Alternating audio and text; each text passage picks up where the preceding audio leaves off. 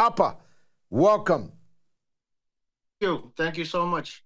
We're having a good going up and downer here on the Western media, the Western political class, including your own king, who must know that they were lying when they described this as some kind of pogrom, when they described this, as the Dutch king did, as akin to what happened in the Netherlands in the Holocaust.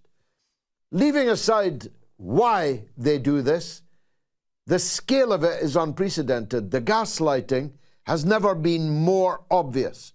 And therefore, I think it's an own goal for the Israel lobby, to coin a footballing phrase. What's your view?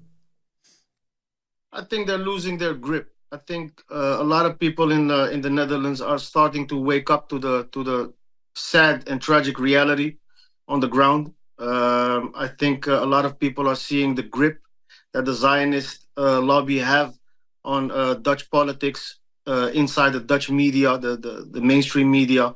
The way that they lobby and that they play their cards is very foul. It's a dangerous tactic. It puts people against each other.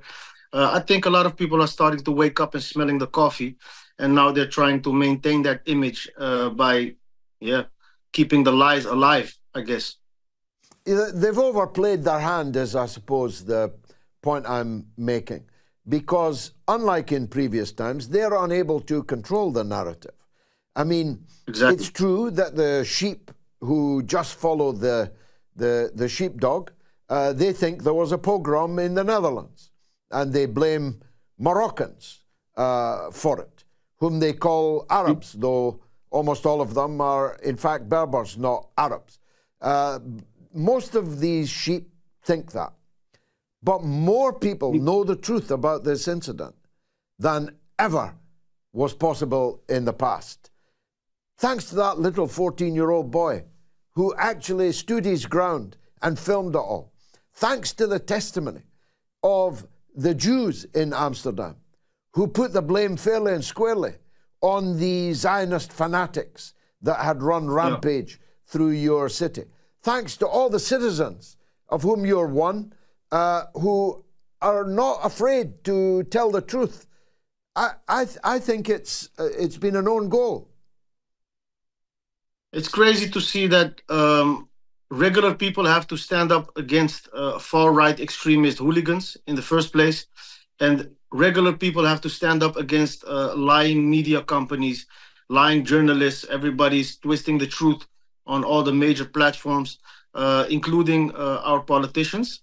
It's crazy that the regular people have to do this. It's good that they do. It's very important that it happens, but it's crazy that we can't even have a normal debate on Instagram, for instance, because they took down my Instagram account for a couple of days. I'm lucky to have a couple of friends that can call some people and get it back, but this is what they're doing right now. At this moment in Amsterdam, in Holland, in the Netherlands, they're taking down every channel, everybody who has a good portion of influence to counter these lies. They're taking them down. A couple of months ago, they kicked in my door, took me to jail because I was talking about the situation in Gaza. And my influence was getting bigger and bigger, so they thought maybe they can scare me when they kick in my door, take me to jail. Maybe I will shut my mouth. They made a grave mistake with that because it only empowers us even more because we're fighting for the truth. But this is how the Dutch government is going to work right now. This is what they're doing, and it's a crazy time we're living in, George. It's a crazy time. It was particularly crazy that it all happened in the Netherlands. There is no country in Europe more slavishly in support of Israel than the current regime in the Netherlands. The biggest political figure in the Netherlands, who paradoxically, or perhaps not, is regarded by most people as a proto-fascist, Geert Wilders, is at the same time Israel's biggest supporter. Your prime minister... He also went on a couple of trips to Israel in the beginning of his political career. He went on a couple of trips. They showed him, of course, all the propaganda that he has to go and spew out here in the Netherlands. He's been a loyal friend to the Zionist lobbyists in Holland. Every chance he gets to spew all these lies, he does it. All these stereotypes and trying to divide the people. He does it all the time. So his loyalty is not to the Netherlands, is not to the Dutch people. It's to Israel and its allies. Because of the fact, the paradox, that they chose the most pro-Israel country in Europe to create this massive provocation, to blacken the name of the Netherlands across the world.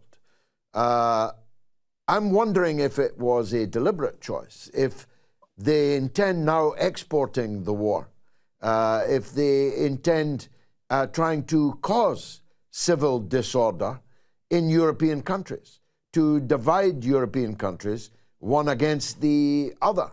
Or am I reading too much into it? No, I think it's a fair judgment. I think it's a real fair judgment because, like I said before, they're losing this war. People are waking up. So the only tactic they have left is divide and conquer. If they cannot divide the people and put their attention on their own safety, it's going to be a problem because they're going to lose the war also in the Netherlands, because a lot of Dutch people are waking up. Every day, people are waking up. And people are getting sick and tired of this nonsense, of these lies, being lied to like they're just a couple of sheep that don't matter, they don't have any worth. So people are starting to wake up and criticizing this grip that this lobby has on this country. And a lot of Dutch people are getting fed up with this. Of course, the migrant groups are screaming for decades now about these Zionist lobbyists who are controlling our media, controlling the narrative, and playing this disgusting card that they have. But I think that this is the only way they can go forward in Europe. They have to divide the people. They have to create chaos. They have to create a lot of animosity so they can control within that chaos. And they can play the people against each other. They have to do it like this. I think this is the only strategy that they have left because they're losing the war big time. They're losing on the ground in Lebanon, in Gaza. They're losing on the ground. And in the media, they still have their grip. The strength that they have is the only thing that they have left, because on the ground, in the reality, it's done. They're getting a good hiding. Appa, we now know you're currently, presently, hopefully temporarily off Instagram. Where can people follow your work? Well, actually, I got my Instagram account back today.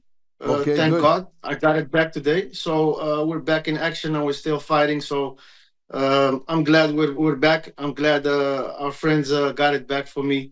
And this is what we have to do. We have to keep fighting. As long as we have our tools at hand, we're going to fight with these tools. If we don't have them anymore, we have to be creative and find alternative ways to keep on fighting for the right cause. And one day it's going to be better, inshallah.